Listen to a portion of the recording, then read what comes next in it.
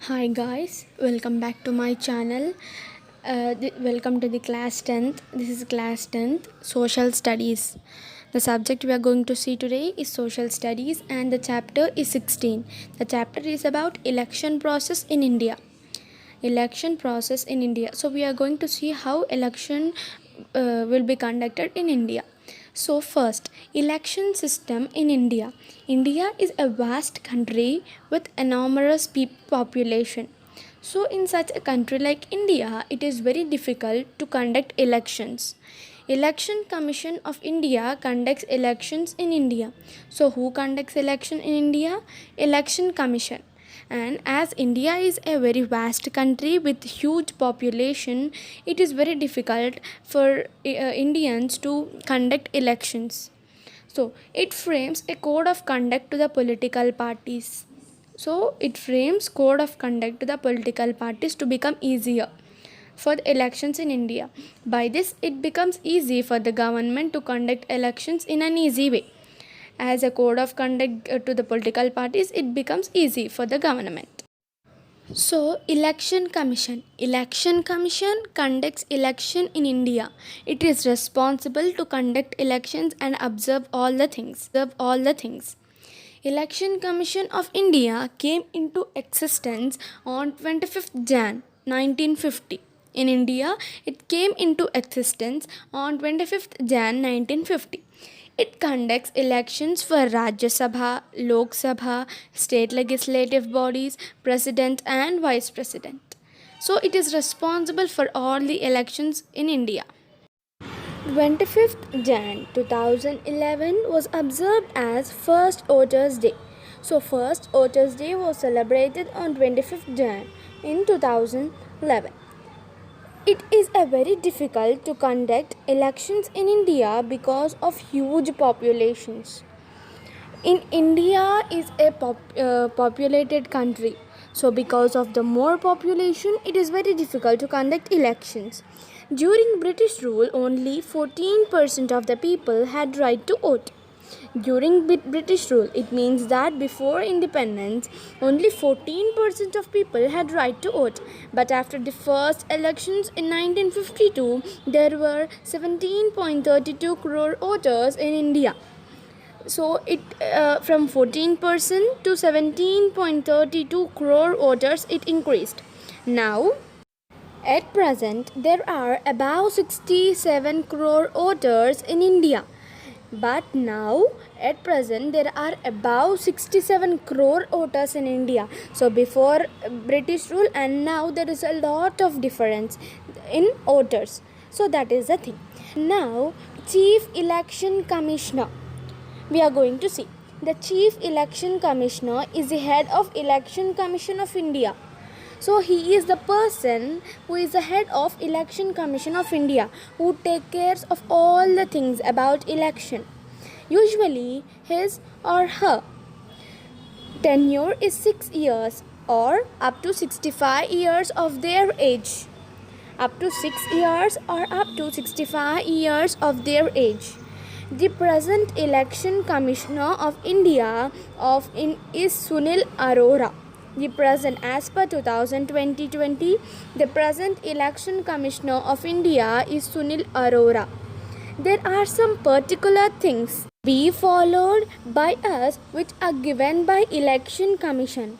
So as we people of India should follow the some particular rules given by Election Commission during the elections. So down you can see the picture there, Election Commission logo. That is the Election Commission logo.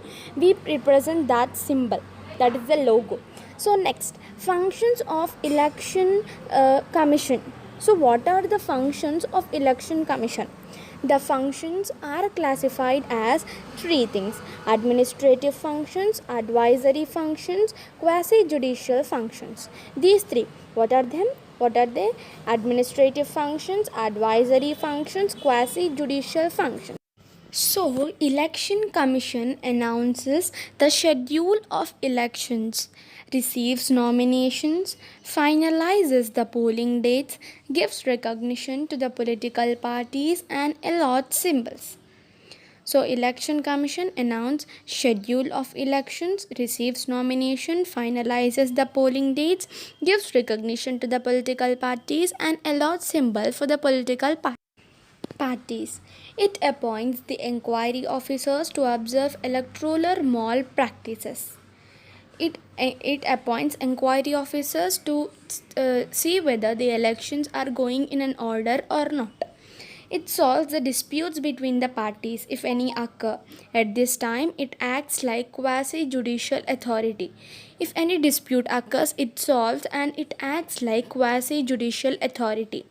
All the people who are 18 and above 18 years of age, irrespective of their caste, creed, gender, religion, language, etc., had the right to vote.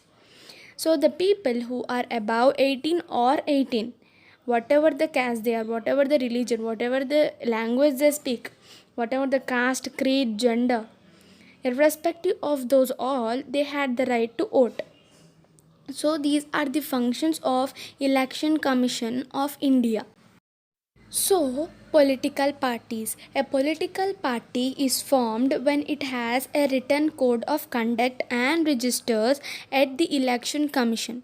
So, if someone want to start a political party, it has to have a written code of conduct and register at the election commission their name with the symbol. The election commission allots the symbol. The political symbols can be allotted by the election commission based on the mandate in the elections. Parties are declared by election commission, regional or national parties. So a party symbol can be allotted by the election commission based on the mandate in the elections. It is based on the mandate in the elections.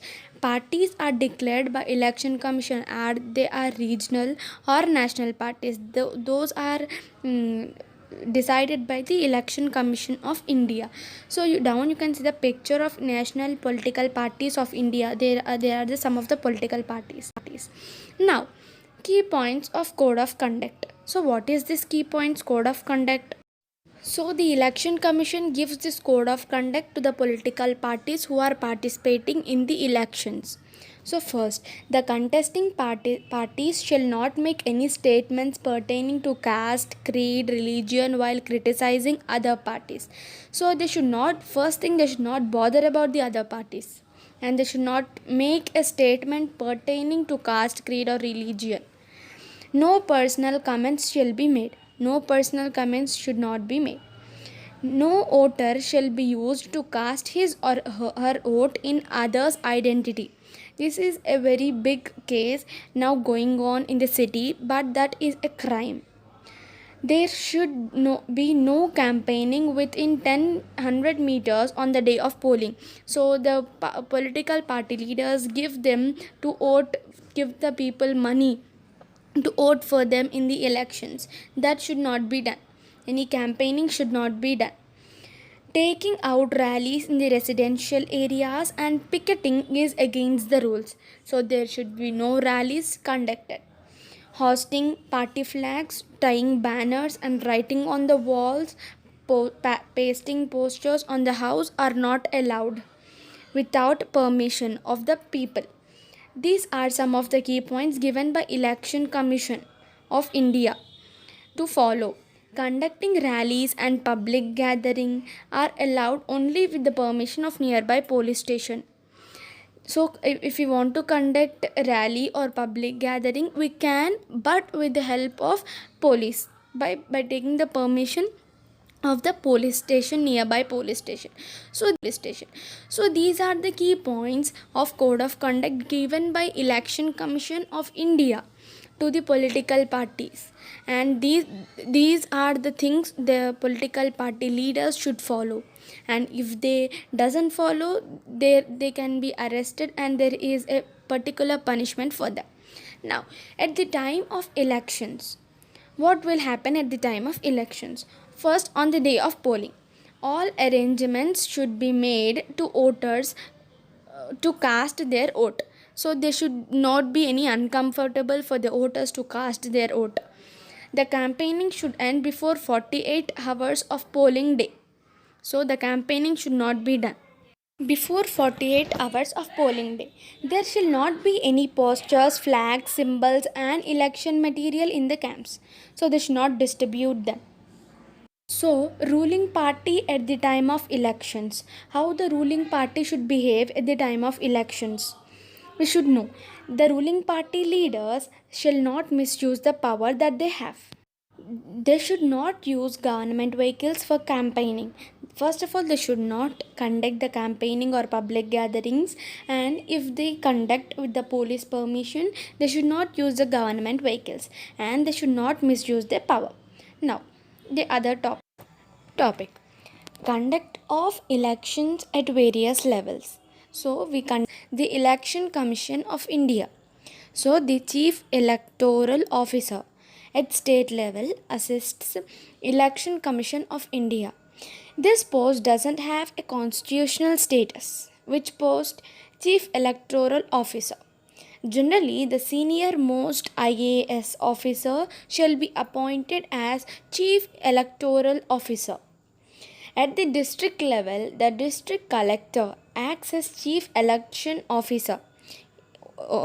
District collector itself acts as Chief Election Officer.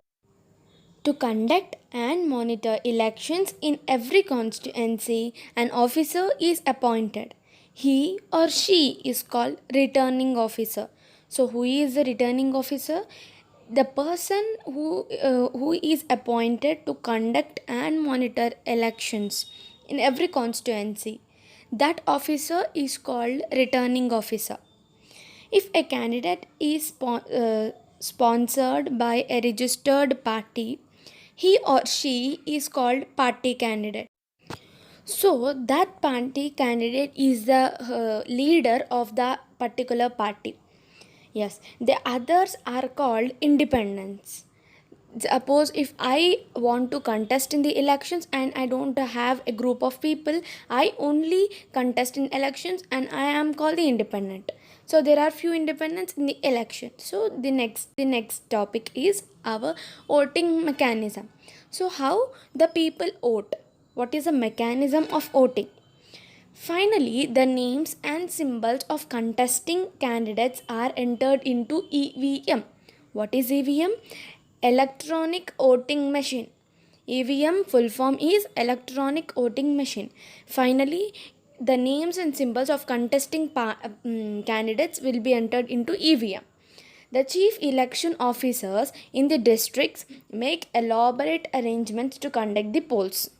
They will make everything comfortable and make sure nothing uncomfortable happens.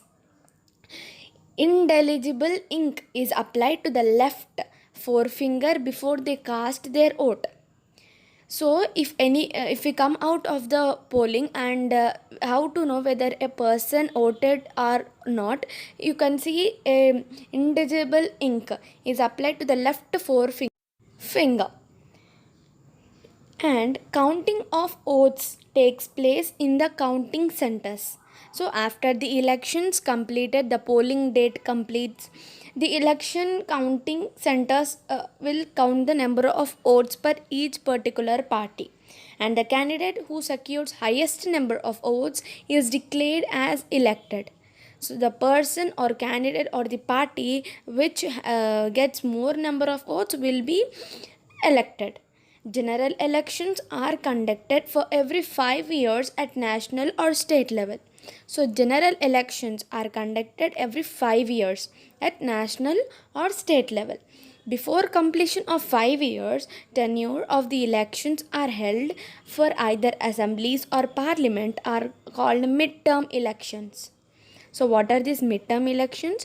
Before the completion of 5 years. If they conduct elections again, they are called midterm elections. The elections are conducted for one or more vacancies are termed as by-elections. These are very important. General elections, midterm elections, by-elections. So if the elections are conducted for one or more vacancies, they are termed as by-elections. So by-elections. Now we will see vote to reject. What is NOTA?